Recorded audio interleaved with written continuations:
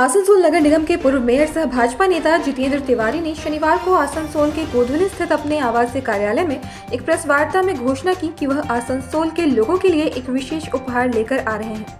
आसनसोल सांस्कृतिक महोत्सव 2025 का आयोजन 4 फरवरी से 7 फरवरी 2025 तक किया जाएगा। महोत्सव का स्थल बाद में घोषित किया जाएगा। यह महोत्सव मुख्य रूप से आसनसोल के कलाकारों, साहित्यकारों और बुद्धिजीवियों के लिए एक मंच बनने की पहल है। इस महोत्सव के दौरान आसनसोल फिल्म महोत्सव, जो पिछले कुछ वर्षों से बंद था, फिर से शुरू किया जाएगा। इसके अलावा छोटे फिल्म और डॉक्यूमेंट्री प्रदर्शित किए जाएंगे, जो शहर की सांस्कृतिक वातावरण को और समृद्ध करेंगे।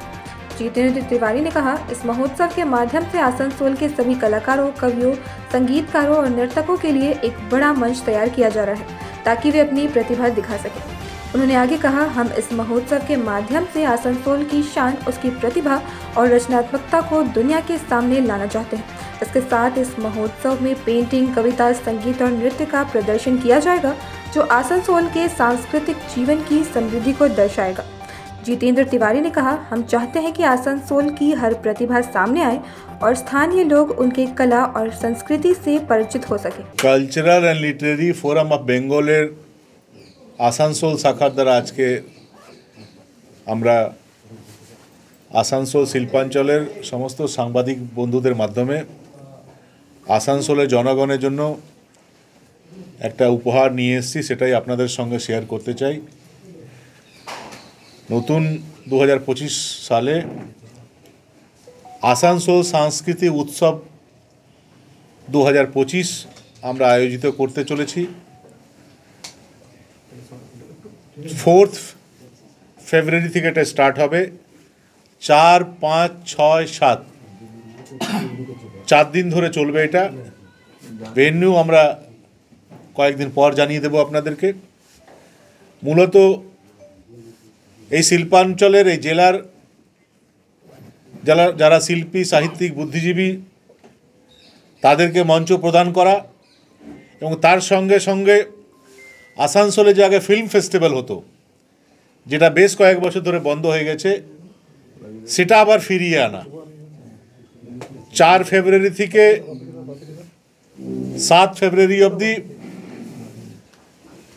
কিছু ফিল্ম আমরা ফিল্ম ফেস্টিভ্যালের মাধ্যমে দেখাবো, কিছু ডকুমেন্টারি, শর্ট ফিল্ম এবং এই শিল্পাঞ্চলে যারা শর্ট ফিল্ম তৈরি করছে তাদেরকে একটা মঞ্চ প্রদান করা।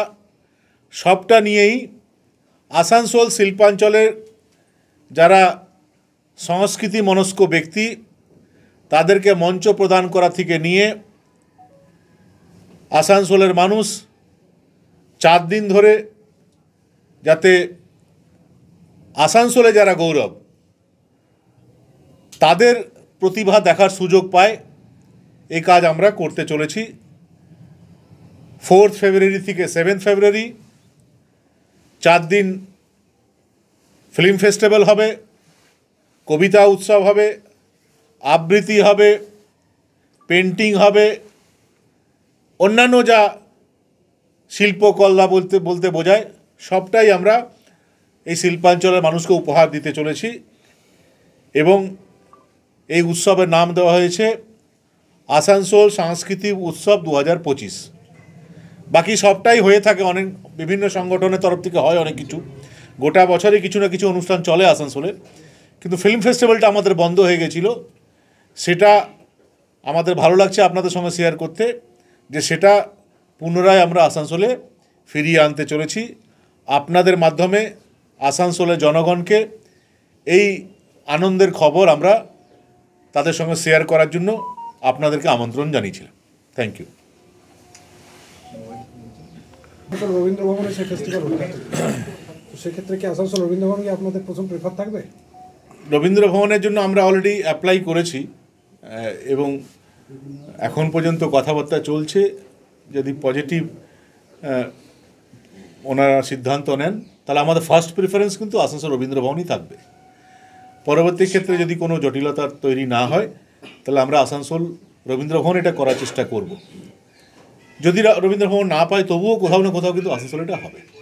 আমার দৃঢ় বিশ্বাস যে যারা রবীন্দ্র ভবনের দায়িত্বে আছেন, আসানসোলের মানুষের কথা মাথায় রেখে, এবং এটা সবার জন্য, এটা তো শুধু আমাদের জন্য না, সব আসানসোলের জনগণের জন্য, সবাইকে আমরা ইনভলভ করার চেষ্টা করব। আসানসোলে যত জনপ্রতিনিধি আছেন সবাইকে আমরা আবেদন করব, আপনারা এটাতে আসুন, দলমত নির্বিশেষে সবাই আসুন। এবং আসুন না, নিজেদের মধ্যে বিরোধ তো থাকে, রাজনৈতিক বিরোধ থাকে, কিন্তু সাংস্কৃতিক মঞ্চে অন্তত একসঙ্গে সবাই এসে আমরা আসানসোল নিয়ে আমরা গর্ব ফিল করি, এই একটা পরিবেশ আমরা তৈরি করার চেষ্টা করছি। এরকম তো আসানসোলে তো অনেকগুলো উৎসব হচ্ছে, আসানসোল উৎসব। आसनसोल से सत्यनारायण सिंह की रिपोर्ट।